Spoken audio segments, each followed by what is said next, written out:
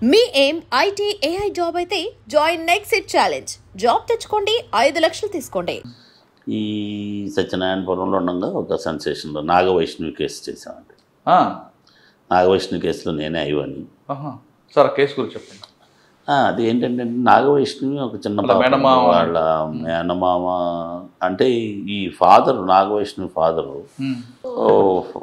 ఒక భార్యతో పాటు భార్య కాకుండా అంటే అక్క కూతుర్నే చేసుకుంటాడండి. కాకుండా వేరే అమ్మాయితోటి ఏదైతే నాగవైష్ణవి తల్లితోటి కూడా సంబంధాలు నడుపుతూ రెండో భార్యగా ఉంచుకుంటాడు. అది మొదటి నుంచి కూడా వాళ్ళకి నచ్చదు. ఆ అబ్బాయికి పంది వెంకట్రావు అని తమ్ముడు ఉన్నాడు, అతనికి నచ్చదు. దాంతోపాటు నాగవైష్ణవి వాడికి ఇంకొక అది ఈ పంది ఇది నాగవైష్ణవి ఫాదర్కి ప్రభాకర్ రావుకి ఇంకో సిస్టర్ ఉంటుందండి. వాడు గుంటూరులో ఉంటారు. వాళ్ళు ఈ గుంటూరులో ఉండగా వాళ్ళ కొడుకు కొంచెం రిచ్ అవ్వాలి, నేను కూడా ప్రభాకర్ అంత అవ్వాలనే ఫీలింగ్ తోటి ఒక ఇండస్ట్రీ కండక్ట్ చేస్తారు. అతను అప్పులు పాలవటం ఏదో రకంగా వీళ్ళు ఈ అన్నదమ్ములు కలిసి కుట్ర పని ఆ పాపని కిడ్నాప్ చేసి ర్యాన్సమ్ అడగాలని ప్రయత్నం చేయటం. ఆ ప్రయత్నంలో భాగంగా వీడు సహాయంగా వచ్చినాడు. మరి నిన్ను గుర్తుపట్టుద్ది కదా, రేపు ర్యాన్సమ్ అడిగిన తర్వాత వాళ్ళ నాన్నకి చెప్తే ఏంటి పరిస్థితి అంటే వాడు చంపేసి తీసుకెళ్ళి ఒక కొలివులో గుంటూరు జిల్లాలో వాడికి అదే ఇండస్ట్రీ ఉంటుంది, మన గుంటూరు టౌన్లోనే ఇండస్ట్రీ దాంట్లో ఆ కొలివులో ఈ బాడీని పడేస్తాడు సార్. సార్ ఇప్పుడు అమ్మాయిని కిడ్నాప్ చేస్తాడు డబ్బుల కోసం, ర్యాన్సమ్ అమౌంట్. అమ్మాయికి బతుకున్నప్పుడే డిమాండ్ చేశాడా, చంపాక డిమాండ్ చేశాడా? చనిపోయిన తర్వాత డిమాండ్ ఇంకా అవ్వలేదండి. వీడు కూడా చంపేసి మళ్ళీ మాతో పాటే తిరిగాడు. పిల్ల కనపట్ల కిడ్నాప్ అయిందని తెలిసింది. ఎందుకంటే డ్రైవర్ని మర్డర్ చేశారు. డ్రైవర్ని అప్పుడే కొత్తగా రోడ్డు ఫామ్ అయింది, బీఆర్టీఎస్ రోడ్ అని మీకు ఐడియా ఉంటుంది. ఆ బీఆర్టీఎస్ రోడ్లో కొత్తగా ఫామ్ అయితే వీళ్ళు ప్రతిరోజు కూడా ఈ పాప ఎన్ఎస్ఎం స్కూల్కి వెళ్ళేదానికి ఈ పాప వాళ్ళ బ్రదర్ ఇద్దరిని కూడా డ్రైవర్ తీసుకొని వెళ్తుంటాడు. వెళ్తుంటే వీళ్ళు ఆ అనుపానాలన్నీ తెలుసుకొని వేలేట్ చేసి ఒక రాయి పెట్టి ఆ కారుని కొడతాడు. ఏంటో అద్దం పగిలిందని చెప్పి చూస్తాడు. చూస్తే కిందకి దిగి రాగానే డ్రైవర్ చెక్ చేస్తుంటే వీళ్ళు అటాక్ చేసి మర్డర్ చేస్తారు. డ్రైవర్ని మర్డర్ చేసినప్పుడు ఈ అమ్మాయి పారిపోలేదు, తమ్ముడు ఏదైతే బ్రదర్ ఉన్నాడో అతను పారిపోతాడు. అతను పారిపోవడంతో మన వెంటనే వాళ్ళు ఈ పాపను కిడ్నాప్ చేసి ఆ వాళ్ళ వెహికల్లో తీసుకెళ్ళిపోతారు. తీసుకెళ్ళి మన సీతానగరం గోటాడ్ దగ్గర వాడు మళ్ళీ వెహికల్ చేంజ్ చేసుకొని ఈ అమ్మాయి ఈ వెహికల్ ఇక్కడ వదిలేస్తారు. ఆ వెహికల్లో వాళ్ళ ఇండస్ట్రీ వెహికల్లో ఉండగానే చంపేస్తారు. చంపేసి అమ్మాయి అప్పుడు చాలా ఏడ్చుంటుంది కదండి. అసలు దారుణం అండి, ఆ చిన్న పాప అండి, చాలా దారుణం. సార్ ఇప్పుడు బాడీ చంపిన తర్వాత అమ్మాయిని కొలుపులో వేస్తారా లేదా ముందే బతుకున్నాక తర్వాత వేసారు? చాలా మంది అంటే బతుకున్నాక వేసారు. అలా అలాంటి ఫీలింగ్ అంటే అలా ఉంది కానీ కాదు. ముందే చంపి వాడు ఒక డ్రమ్లో వేసాడు. బాగా హీట్ ఉంటుంది. డ్రమ్లో వేసేసి అది తీసుకెళ్ళి అదే చెప్పాను కదండి, వాడికి ఒక బోల్ట్లు తయారు చేసే కంపెనీ ఉంటుంది అనమాట. మనకి ఈ మారుతి కార్స్కి తర్వాత పియట్ కార్స్కి పిన్స్ ఉంటాయండి. ఆ పిన్స్ తయారు చేసే ఇండస్ట్రీ. ఆ కేసులో కేవలం చెవి దుద్దుతోనే కేసు బ్రేక్ అయింది. ఎగ్జాక్ట్లీ ఆ బాడీ ఐడెంటిఫికేషన్ కోసం చిన్న పాపకి డైమండ్ ఇయర్ స్టడ్స్ ఉంటాయండి, అదే గుర్తు. అంత శవం కాలేదు కానీ ఆ ఇయర్ స్టడ్స్ కాలేదండి. ఆ కొలిమిలో ఆ ఐడెంటిఫై బాడీని మనం పిఎం చేయించినప్పుడు దాంతో ఆ ఇయర్ స్టడ్స్ని ఐడెంటిఫై చేసి అది ఆ బాడీ ఆ పాపదే అన్నట్టుగా నిర్ధారించారు. ఎందుకంటే DNA కూడా ఏం చేశారండి అప్పుడు మా విజయ్ కుమార్ గారు, ఇప్పుడు మా ఐజీ గారు ఉన్నారు, ఆయన ఐజీ విజయ్ కుమార్ సార్, ఆయన అడగండి ఏం చేశారు చెప్తారు. వాడే లిటరల్గా మెయిన్ ముద్దాయి నన్ను ఎన్కౌంటర్ చేయండి అని కూడా అడిగాడు. ఈవెన్ అట్లా ఏం చేయలేదు మేము, అతను కోర్టు ద్వారా శిక్షించాం. ఇప్పుడు కోర్టు వాళ్ళకు until to death court conviction. చిన్న అమ్మాయి కదండి, ఇప్పుడు స్టిల్ చేయలేదు, 14 సంవత్సరాలు అయిపోయిందండి ఇప్పుడు జరిగింది. ఈ వివాదం అంతా వైన్ షాప్ చుట్టూ తిరిగిందంటారు, వాస్తవం? వైన్ షాప్ కాదు, ప్రాపర్టీ ఇష్యూస్ ఉన్నాయి. మెయిన్ ఏంటంటే వాళ్ళ సిస్టర్ని నిర్లక్ష్యం చేశాడని వెంకట్రావు బాగా ఫీల్ అయ్యాడు. ఎందుకంటే వెంకట్రావు గారి అక్క అవుతుంది, ఆ అక్కకు కొడుకు కూడా ఉంటాడు దుర్గాప్రసాద్. ఆ అబ్బాయిని బాగా నిర్లక్ష్యం చేస్తూ ఈ ఉంచుకున్న ఆవిడ పిల్లల్ని చదివించుకోవటం, ఆవిడతో ఉండటం, ఈ మేనమ్మ అల్లుడికి సరైన ఇది చేయట్లేదు అనేది కక్ష పెంచుకుంటాడు. తర్వాత వీడికేమో ఆశ చూపిస్తాడు, వీడికి కూడా వాడి మీద కోపం ఉంటుంది వీడిని కూడా. ఎందుకంటే వీళ్ళ అన్నదమ్ముల్లో ఒక అన్నదమ్ముల్లో ఈ జోగి వెంకటేశ్వరరావు ఒక ఆయన ఉంటాడు. ఆయన పెంచుకోవడానికి ఇవ్వలేదని ఒక సిస్టర్ని వీడికి కూడా కొంచెం ఫ్యామిలీ డిస్ప్యూట్స్ అయ్యాడు అంతా కూడా. సార్ ఆ కేసుతో పాటు ఇంకేం గుర్తున్నాయి? ఇక సత్యనారాయణపురంలోనండి అదొక కేసు వేసిన తర్వాత ఇప్పుడు కూడా నడుస్తున్న ఒక కేసు ఏంటంటే ఉమా చిట్ ఫండ్స్ అండి. చాలా దారుణం అండి. అతను చాలా ఆయన ఎవరో కాదు, ఉమా చిట్ ఫండ్స్ అధినేత వచ్చి కవి సామ్రాట్ విశ్వనాథ్ సత్యనారాయణ గారు అల్లుడు. కవి సామ్రాట్ విశ్వనాథ్ సత్యనారాయణ గారు అల్లుడు. ఆయన అల్లుడు ఇతను ఆ ఉమా చిట్ ఫండ్స్ నిర్వహించి ఆయన. అతను మీద నమ్మకంతో ఆ సత్యనారాయణపురంలో ఉన్నటువంటి బ్రాహ్మిన్స్ ఎవరైతే ఉన్నారో రిటైర్డ్ పెద్దోళ్ళు కూడా అతనితో చాలామంది రికమెండ్ చేసి అతను చిట్ ఫండ్స్ వేసేవాడండి. నేను నమ్మకంగా ఉన్నాడండి. ఉండి ఫండ్స్ని డైవర్ట్ చేసి ఇన్కమ్ రాక వాళ్ళకి సమాధానం చెప్పకపోతుంటే నెమ్మదిగా డౌట్ వచ్చిందండి. ఇటు డిపాజిట్స్ కూడా కలెక్ట్ చేసేవాడు. నెమ్మదికి వస్తే ఒకరోజు కంప్లైంట్ ఇచ్చారు. నేను అప్పటికి పిలిచి మీ బడ్జెట్ ఇవన్నీ కూడా ఇవ్వండి, ఈ చీటింగ్స్ జరుగుతున్నాయంటే ఇవ్వకుండా తప్పించుకుంటూ అప్పుడున్న లోకల్ ఎమ్మెల్యే షేడ్లోకి వెళ్ళడం అవి చేశాడు. అయినా వదలకుండా కొంచెం అడిగాము.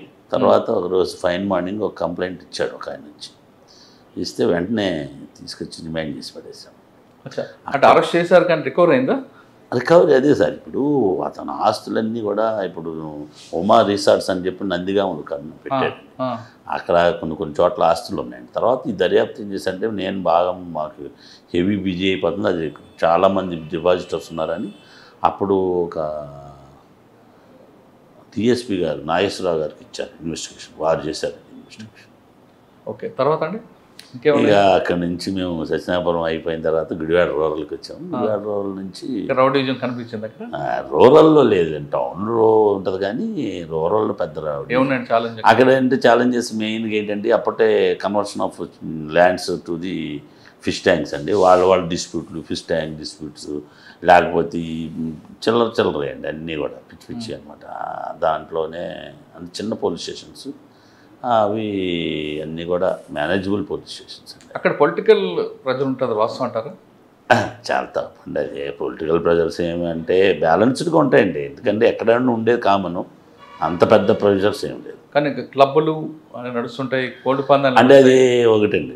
గుడివాడ రూరల్కి వచ్చేదానికి టౌన్ ఈజ్ డిఫరెంట్. క్లబ్ అనేదే లేదు గుడివాడ రూరల్. ఓకే, కోడి పందాలు కూడా ఉండేయండి, పట్టుకునేవాళ్ళం, ప్యాకాట్లు ఆడతారు బాగా. ఎందుకంటే అండి అది ఇన్కమ్ పెరిగింది కదండి వీళ్ళకి, దాంతో బాగా ఆడతారు.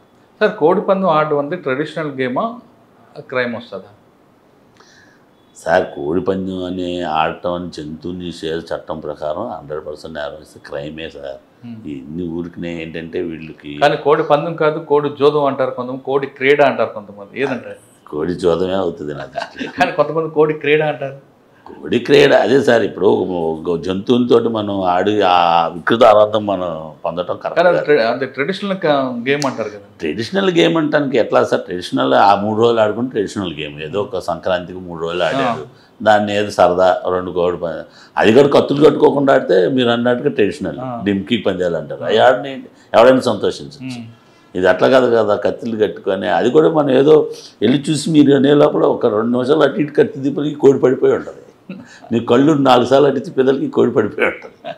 ఇది lakhs of rupees వితిన్ 5 minutesలో చేంజ్. సార్ అక్కడ కోడి పందాలు అంటే వాళ్ళు విభేదించే వాళ్ళ మంది కోడి క్రీడ అంటారు, మీరు కోడి పందెం అంటారు, కోడి జోదం అంటారు. ఇది ఆర్గనైజ్డ్ క్రైమ్గా జరుగుతుంది అక్కడ? కోడి పందాలు లేవు సార్, ఆర్గనైజ్డ్గా జరిగేది ప్యాకెట్ జరుగుతుంది కానీ గుడివాడ లాంటి ఏరియాలో లేవు. మీకు మళ్ళీ అటు అయితే భీమవరం, మళ్ళీ మాకు కైకలూరు ఇటువైపు అనుకుంటే మనకు ఆ రకంగా కొంతమంది ఆర్గనైజర్స్ ఉన్నారు. మన ఏలూరు చుట్టుపక్కల అంతా. ఓకే, గుడివాడ తర్వాత ఎక్కడికి వచ్చారండి? ఇంకా గుడివాడ తర్వాత మేము ఇంటెలిజెన్స్కి వెళ్ళిపోయాం. ఎక్కడ? అమరావతి, విజయవాడ, కృష్ణా జిల్లా. ఓకే, తర్వాత చేసేసి తర్వాత ప్రమోషన్ మీద ఏసీపీ ట్రాఫిక్ చేశాను. ఎక్కడ? విజయవాడ. విజయవాడ. ఇప్పుడు విజయవాడ సర్వీస్ ఉంది మీకు? విజయవాడ ఏసీపీ ట్రాఫిక్ చేశానండి. అక్కడ కదా చాలా మార్పులు. అప్పుడు ఏ వెంకటేశ్వర విజయవాడ పబ్లిక్కి ట్రాఫిక్ సెన్స్ ఉందంటారు లేదంటారు? సార్ ఏదైనా మనం అలవాటు చేస్తే పబ్లిక్కి సెన్స్ అనేది లేకుండా ఉండదు సార్. అది ఏంటంటే మనం రెగ్యులేట్ చేయడంలో ఉంటుంది. మనం నేర్పిస్తే నేర్చుకుంటారు.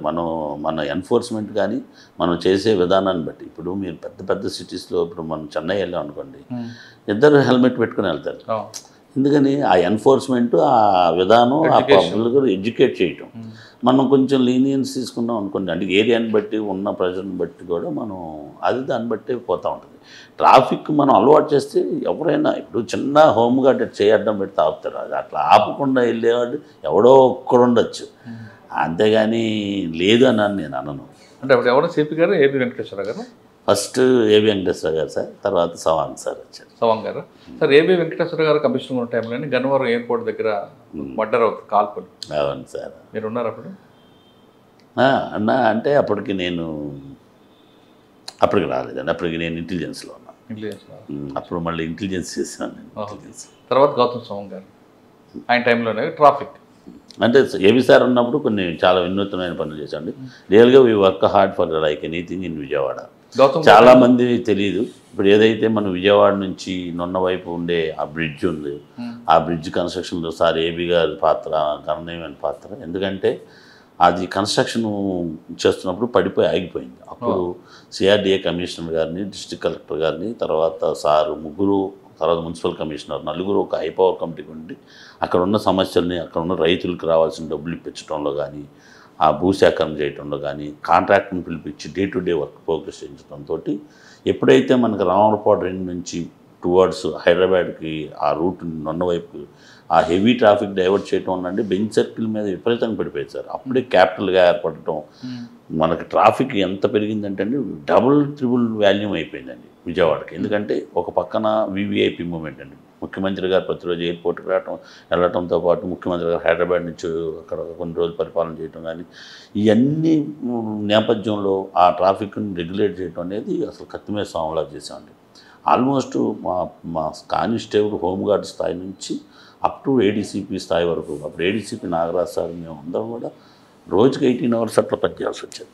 ఎందుకంటే డే అండ్ నైట్ మా కొత్త మార్గాలు ఎన్నుకోవటం, వాటికి మళ్ళీ మనం అక్కడ అప్పుడున్న అధికారులు కూడా కాకుండా భవానీ దీక్ష, ఆ భవానీ దీక్షలు ఓ పక్కన, తర్వాత మన ఈ ఇంకోటి కూడా ఉందండి మన దసరా ఉత్సవాలు, తర్వాత మనకి అమ్మవారు కొండ చుట్టూ ఇది కూడా ఉందండి. అది కూడా ఒకటని కాదండి, అసలు ఎన్ నెంబర్ ఆఫ్ థింగ్స్.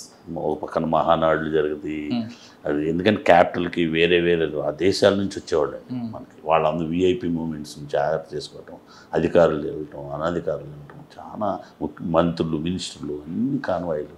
విజయవాడ మొత్తానికి ఎక్కువ ట్రాఫిక్ ఛాలెంజ్ ఉంది బెంచ్ సర్కిల్ అనుకుంటా కదా. ఎస్, బెంచ్ సర్కిల్ మీకు ఏం లేదండి, రామవరపాడు రింగ్ కాడ నుంచి బెంచ్ సర్కిల్ దాటానికి 40 minutes 45 minutes తీసుకుంటాం అప్పట్లో. అప్పుడు ఈ ప్రపోజల్స్ వచ్చినాయండి, ఫ్లైఓవర్లు. మళ్ళీ మా టైంలోనే ఈ ఫ్లైఓవర్ కన్స్ట్రక్షన్ ఒక పక్కన విఐపి మూమెంట్స్.